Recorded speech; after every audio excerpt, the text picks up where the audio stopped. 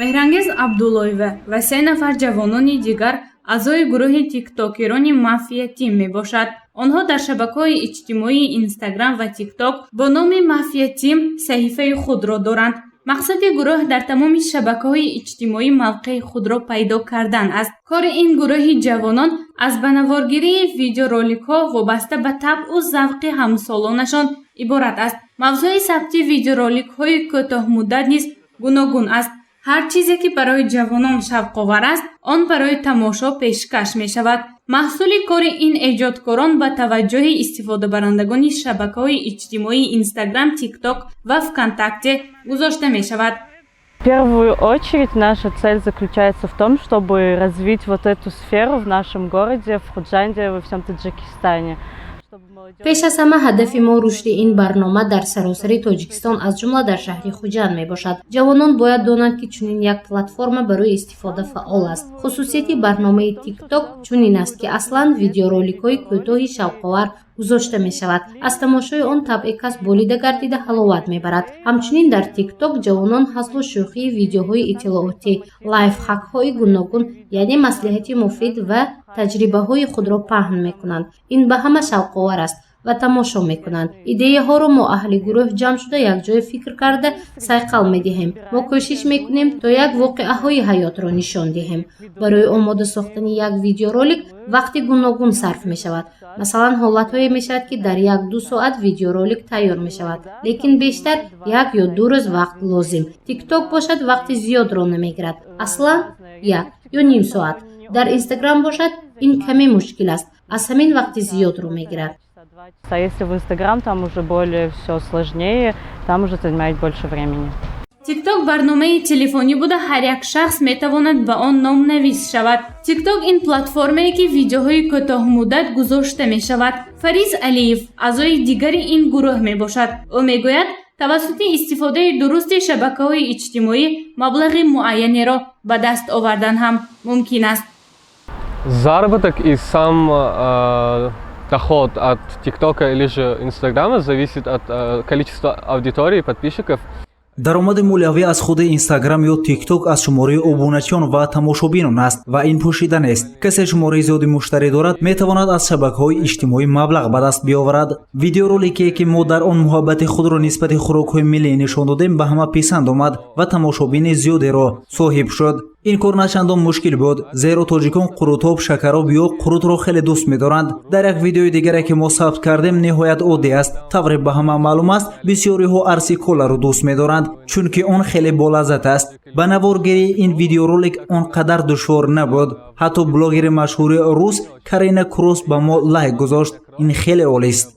Блогерша поставила нам лайк, и это очень круто.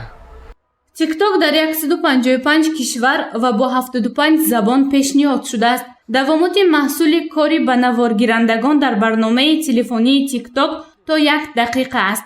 тибқи қоидаҳои платформаи TikTok сину сол маҳдуд буда, барои нафарони аз 15 сола боло дастрас мебошад.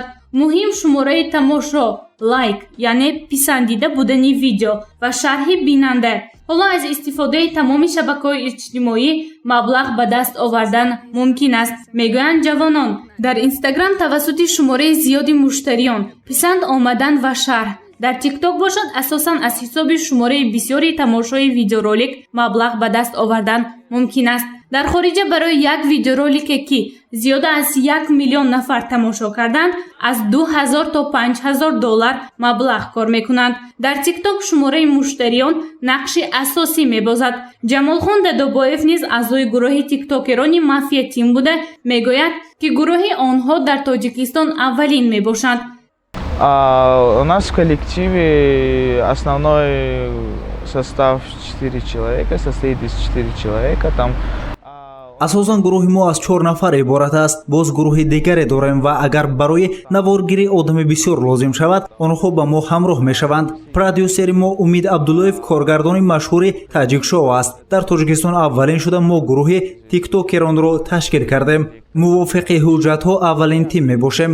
дар ҳоле ки дар Ӯзбекистон Limon House, Stream House, дар Русия бошад TikTok House амал мекунад. мо дар Тоҷикистон аввалин мафия тимро дар Хуҷанд ташкил кардем.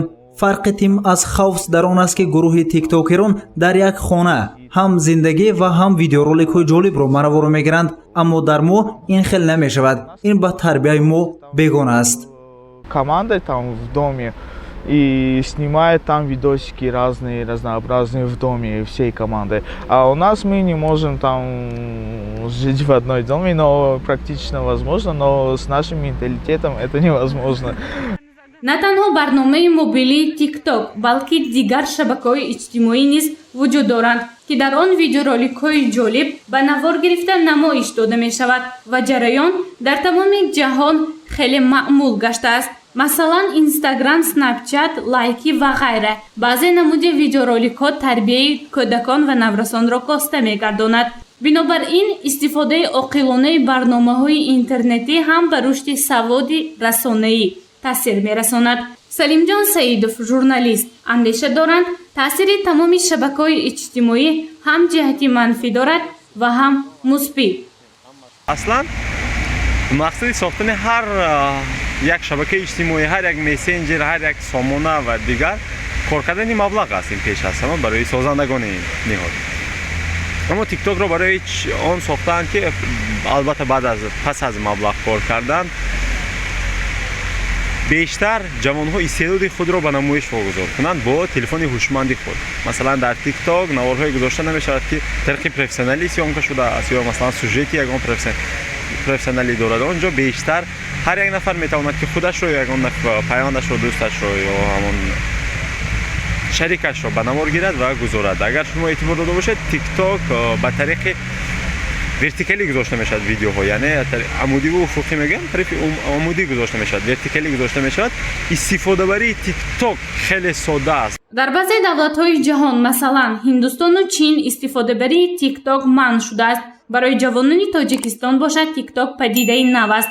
Алҳол қаҳрамонони гузориши мо кӯшиш мекунанд то видеороликҳоро бо риояи маданияту одоб ва фарҳанги тоҷикӣ ба намоиш гузоранд. гузориши Ганҷина Олим ва Наимҷон Аюбов ва Насимҷон Раҳимов барои барномаи иттилоотии Хабар.